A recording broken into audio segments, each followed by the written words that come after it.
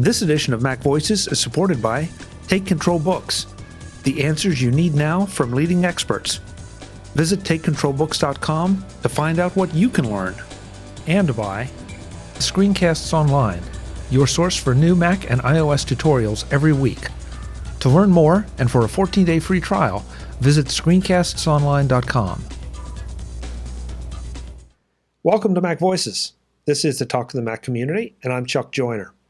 Folks, we are on the road to Macstock in Chicago, or technically Woodstock, Illinois, in July. And as you know, we're talking to the presenters who are going to be there and make the event something special.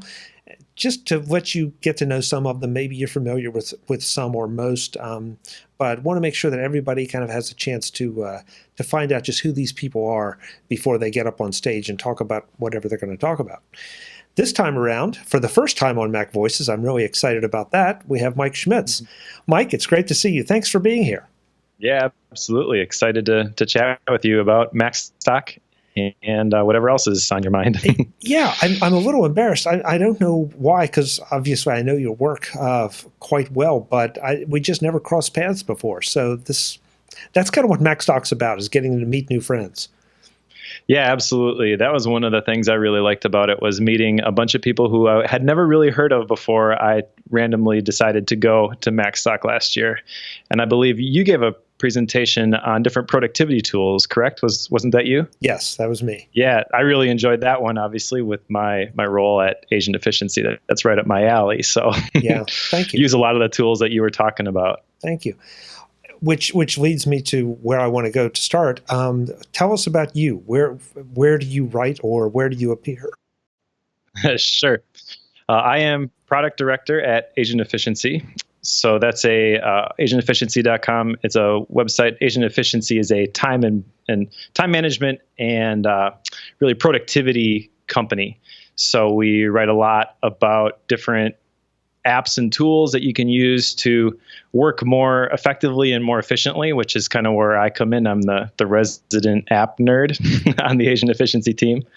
I also write a little bit over at the Suite Setup, which is a site run by Sean Blanc and friends, which kind of reviews and also recommends the very best Mac and iOS applications, kind of cutting through all of the cruft so you don't have to.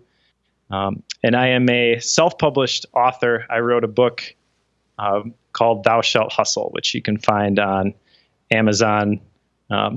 There's an ebook and a paperback version. So a lot of different things. So I have to ask, how did you end up at Agent Efficiency if you live in Wisconsin? Right. Well, I met the people from Agent Efficiency basically on Twitter. I've been following the company for several years and purchased some of their products, including OmniFocus Premium Posts, which I then had a hand in later of updating to version 2 with the new Mac and iOS versions. But I had been following them for a long time, and they put out a call on Twitter saying that they were hiring. And at the time, I really had no interest in a full-time job, but I had just started the process of writing, tried to do it daily on my personal blog, because I knew that I wanted to write this book, Thou Shalt Hustle, but I had no idea what that process looked like. I did figure, though, that I had better learn how to write. So I figured what better way to get to practice in than to start a blog. So I literally had been blogging for about a week or two when they put out this thing on Twitter, and I approached them and I said, I'm not interested in a full-time job, but any interest in like guest posts. And at the time they basically said, well, we don't really do that sort of thing, but if you have anything, send it over. So I sent them my blog, and they got back to me and said, yeah, it's pretty obvious. There's a lot of synergy here. You've read a lot of the same books as us. I think we'll go ahead and give this a shot. So I started writing for them, and that turned into a part-time project with helping update OmniFocus Premium Posts, and that eventually led to a full-time position where now I'm product director. So yeah, it's a remote team that's literally all over the world, but that's how I got connected with them, and it's been great. I love it.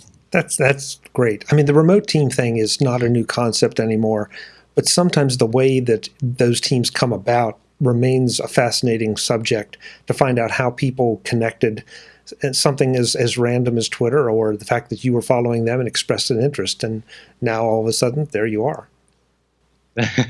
Yeah, and it's kind of neat. I just actually got back from Austin, Texas last week. I was down there doing some strategy and some training with some of the team, and literally I'm the only person in this type of situation. A lot of the other team members live like in Austin, Texas, or other big cities around the world. I live in Neenah, Wisconsin, which is probably about 20,000 people. So it's definitely not a tech hub, but the technology that we have at our disposal now has basically removed a lot of those barriers, which I think is awesome. In the past, you would physically have to be somewhere like Austin, Texas to connect with those types of people. But I was able to do that through social media, which I think is it's awesome. I love it. Yeah, I agree. It's exciting that we now no longer have to be, as you said, in San Francisco or New York or a metropolitan area, that not only do we not need to be for the tools and the work, but the employers have kind of figured out that it's not necessarily a good thing to have everybody there. They can tap all these talent pools everywhere. And if you're a good employee, you're a good employee, whether it's punching the clock 9 to 5 or whether, it's all about getting the job done as opposed to putting in the time. Yeah, absolutely. And especially with agent efficiencies, focus on productivity and efficiency there more than anywhere. Probably it's focused on the results. It's not putting in X number of hours. It's making sure that you get the work done that you've agreed to do. So we use a methodology called Scrum or Agile, even though we're not developing software that works for us. But it can be tricky too. It's difficult working with a remote team if you don't really know how to do it or you're not experienced with it before. There's a lot of opportunities for things to go wrong, but we've basically figured a lot of that stuff out, and it works pretty well most of the time. So let's talk Macstock. What are you going to be presenting this time? What is your topic? And as we said, we don't want to have you do the presentation here, but just talk in general about what you submitted and what they took. Yeah, actually, it's a little bit of a strange story because I reached out to Mike Potter via email and basically just said, hey, I was at Macstock last year. I would love to help out. I have experience in training people with OmniFocus. So if you think this is a good topic, I'd be happy to present on it because OmniFocus has made a big difference in my life even before I joined the agent efficiency team. Task management and proper task management has allowed me to do a lot of different things and do more than I would have otherwise. So it's a topic I'm very passionate about. And the title of my talk is Reclaiming Your Life Using OmniFocus, because what I have experienced is that OmniFocus is a very powerful tool and task management is a really powerful concept, but you can really easily get overwhelmed with it.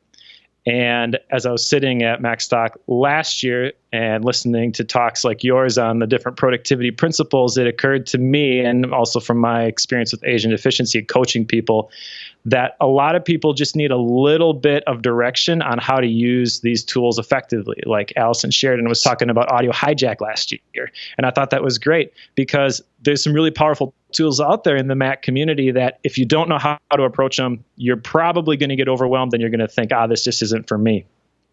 So really what I pitched Mike on was the fact that I've used this tool to balance a lot of different areas of responsibility, and I want to show people how to do that. It's a 20-minute session, so obviously can't cover everything, but I'm excited to share some of the tips and tricks that I've picked up along the way of using OmniFocus, getting it to, first of all, function for you so you can trust your system, but then just making it really click where you can just make sure that everything gets in there. So different ways to capture, different ways to organize your information, and just kind of give people a framework that they can use to manage their own tasks and to do more than they would be able to do otherwise. I will look forward to this because I've dipped my toe into OmniFocus, and your phrase is perfect. It just never really clicked with me. And yet I know people that live and die by it. They love it. It's fantastic. And I'm almost just a little jealous. So maybe you can click it for me. Is this, from what I know about OmniFocus, it has part of the GTD thing, but it's really not necessarily, you don't have to adopt the whole GTD method. Right. Yeah. So it's based loosely off the GTD context. And actually, the OmniFocus app was originally not OmniFocus published by the Omni Group, but it was somebody who hacked, I think it was Omni Outliner, to fit the GTD model. And so it's kind of where the roots are at, but there's a lot of people that adapt it a lot of different ways. The basic idea, though, is that, yeah, you've got a task and you have to define the task, which makes it really easy to decide what to do when, if you do just a little bit of prep work at the beginning. So you write down your task, you write it down effectively. So, for example, putting something on a list like milk, if that's the name of your task and you put it on a grocery list, that might be enough.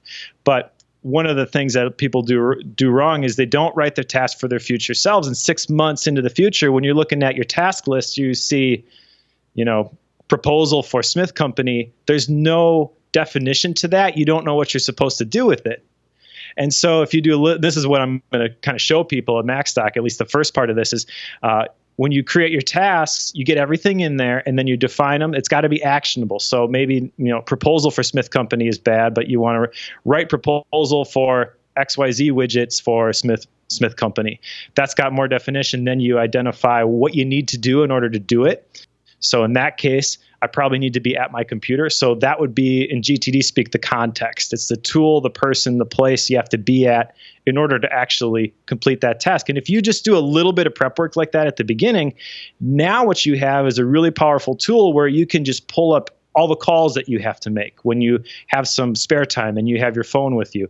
Or maybe some people will even do context for like low energy when they just don't feel like they can really tackle anything big. They have a list of tasks that really don't take a whole lot of brain power or focus or willpower that they can just crank through and still be productive and get things done, move things forward. So that's kind of the approach with the talk. And I'm excited to help people learn how to use the tool and maybe even convert some people like you into using it. Yeah, that whole writing out proposal for Smith Company, that never happens. That never, I always remember exactly what I meant when I woke up in the middle of the night and scribbled something on a piece of paper or called out to Siri and told her to remind me about this in the morning. And then I wake up and the alarm pops up and it's like, what was that? I have no idea. Yeah. Yeah. And that's getting back to like David Allen. He talks about your brain is for having ideas, not for holding them. So you're halfway there if you're capturing stuff with Siri. And a lot of people get that part. Like that part they understand. Like I need to put this somewhere. But then just a little bit of friction like that could be enough where you just say, forget it. This system doesn't work. So just tweak it a little bit and then everything hums. Okay.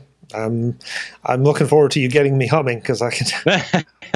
Well, I think we can all use all the help we can get. There's so many projects most of us have that you want to get to. And the one commodity almost more than money that we are also short on is time, and it's a challenge. Yep, no question.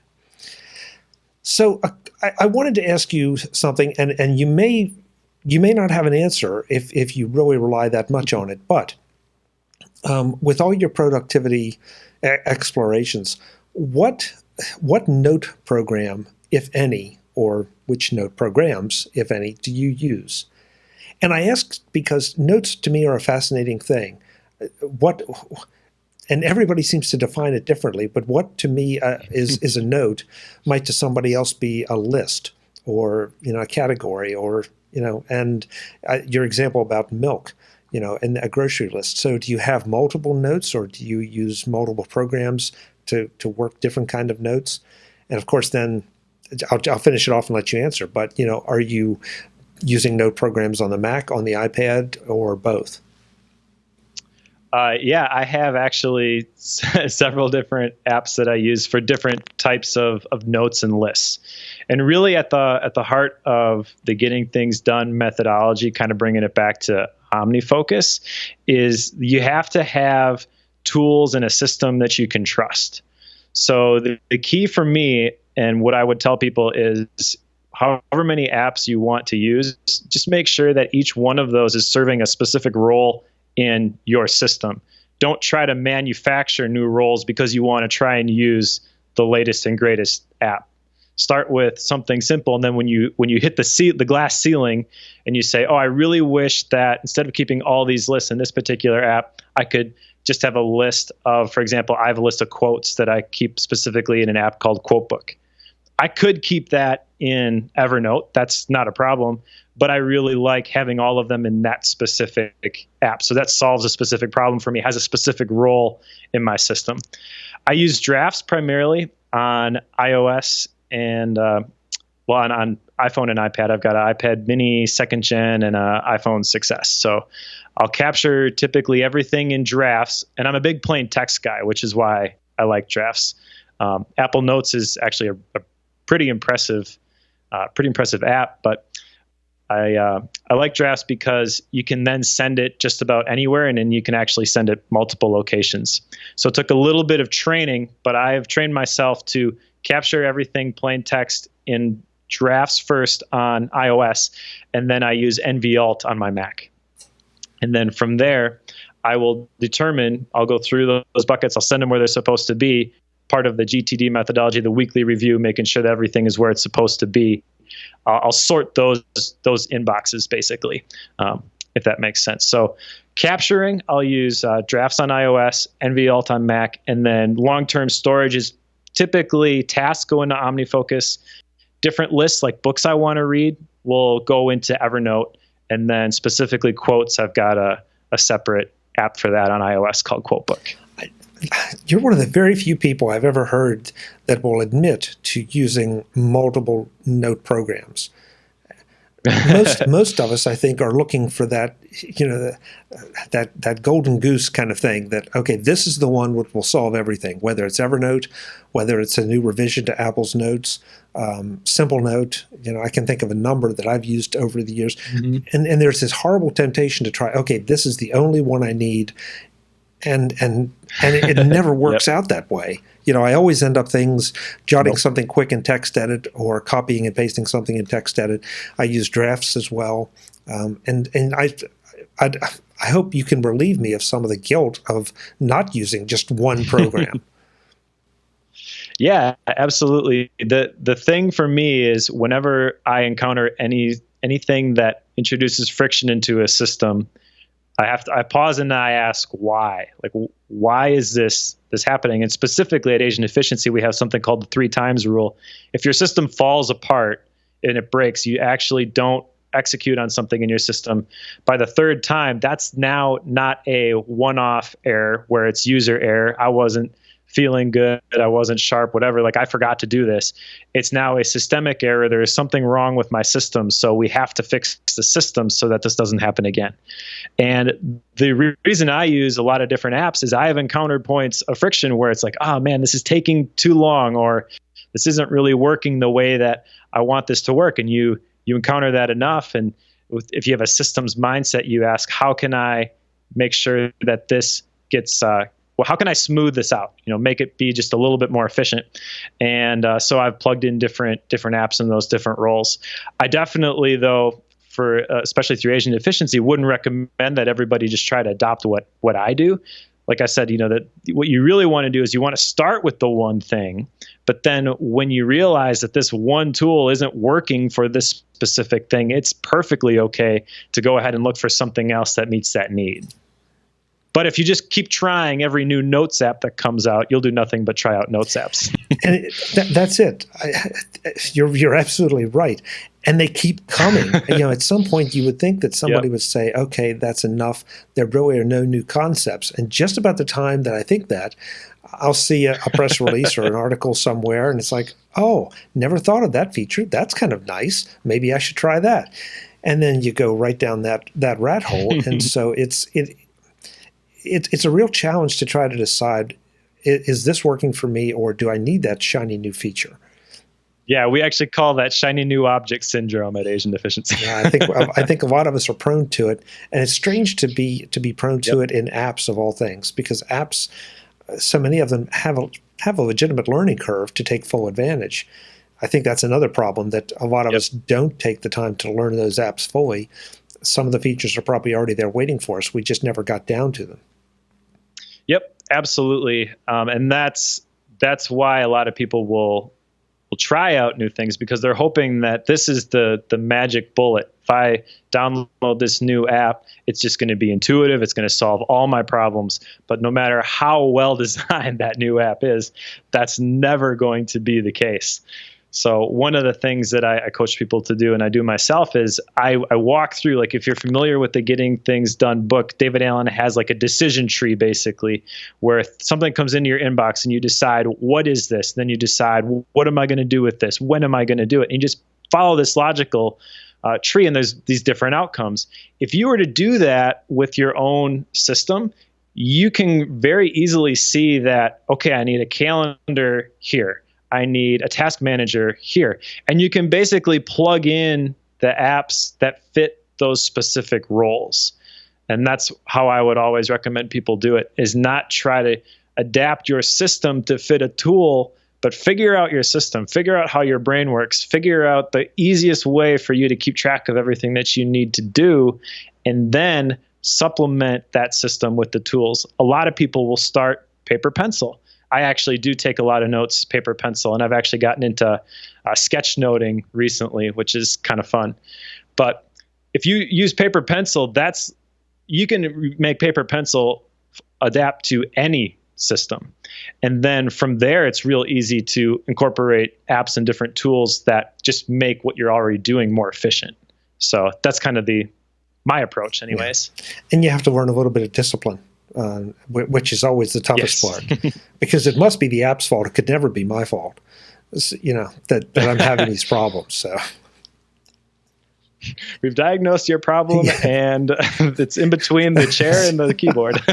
Very well said. Very well said. So Chicago, Macstock. I'm looking forward to it, because now I have something else extra to look forward to. Is maybe you can get me up and running with OmniFocus at a comfort level, because from what I know about it, I really would. I think it would help organize me in some of my projects. But sometimes you have to find that way in, because it is a fairly complex product. Yep. It is. It's very complex, which is why at Agent Efficiency, one of our products is OmniFocus Premium Post. It's a video course basically designed to get you up and running with it in one afternoon. It walks you through every single step of the process, because that's what people need sometimes, is just a little bit of focused intervention, a little bit of focused help to get moving. And then once you provide the framework or the foundation of that productivity system, then they can keep it going. So hoping to do that in my presentation, and also really excited just to get in that location with a bunch of other Apple nerds and just the conversations that are going to happen, like in the hallways and at lunch.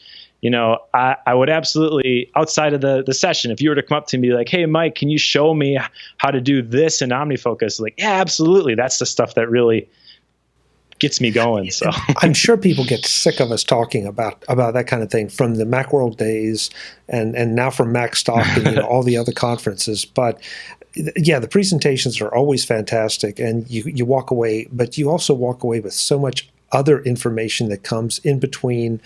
And you meet new friends, you see old friends, you make those connections that last for years, if not longer.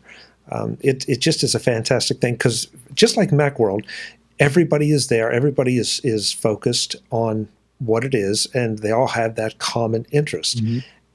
And sometimes you think that if we could just take that and transplant that into politics or world relationships, everything would be so much better. So, good. Yeah, definitely. I remember last year when I went, I sat next to Don McAllister, which I've been subscribed to Screencasts Online for years. And texted my buddy and be like, hey, you never know who I'm sitting right next to, and I'm talking to him about, he's taking notes on his new MacBook. And I'm like, hey, how do you like that? Does that work for like the video exporting that you're doing? And, that's those kind of encounters can only happen when you have all those people in one place. And that's the coolest part about Macstock, in my opinion, is it brings together the community. And unfortunately, I never got to go to Macworld.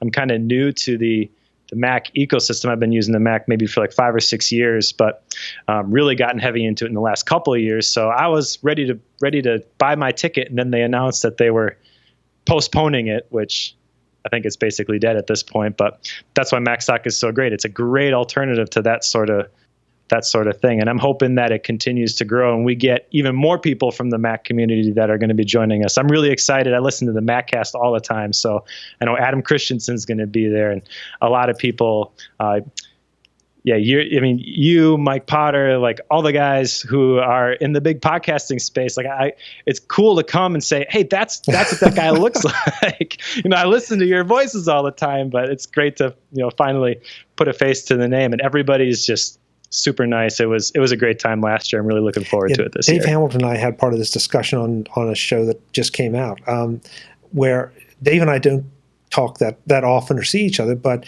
we feel like we do because I listen to his show, he listens to mine. So it's like, yeah, you were just talking about that last week. Oh yeah, I wasn't I? But I didn't talk about it with you, but you know about it. So it's, right. The dynamic's completely different and completely new. Mike, where can people, I know you were talking about where you write, but do you have personal social media presences that you'd like to point people to? Yeah, I do have a personal site, MikeSchmitz.me, which I don't update a whole lot, but on Twitter, I am at Bobblehead Joe. I do occasionally co-host the Productivity Show podcast, which is the official Asian efficiency podcast. So people are looking for more podcasts or like the idea of productivity, time management, efficiency, want to learn how to do more and be better, as we say on the podcast, they can check that out in your podcatcher of choice. So terrific. Bobblehead Joe?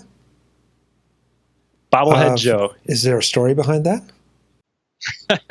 The story is I should have picked a better name when I joined Twitter, but it's an inside joke, I guess, from The Office.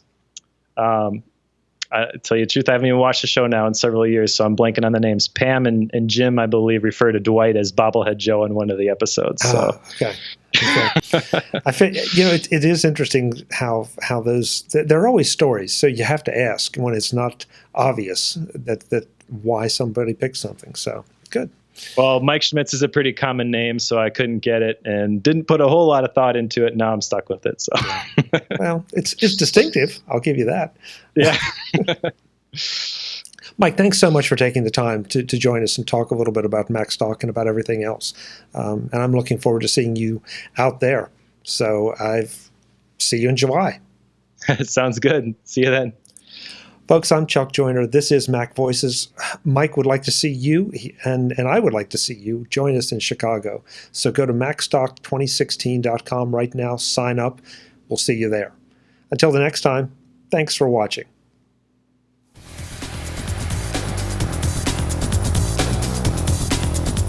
Visit MacVoices.com for links, show notes, to subscribe, to connect with Chuck on Twitter, Google+, YouTube, Facebook, LinkedIn, and the MacVoices blog. Subscribe to our weekly newsletter, the MacVoices Dispatch, to stay up to date on all the latest MacVoices news from our front page or at macvoices.com/newsletter. Do more with your Apple tech by subscribing to the free MacVoices magazine on Flipboard by visiting macvoices.com/magazine. Advertising and sponsorships handled by Backbeat Media at backbeatmedia.com. Bandwidth provided by CashFly at cashfly.com.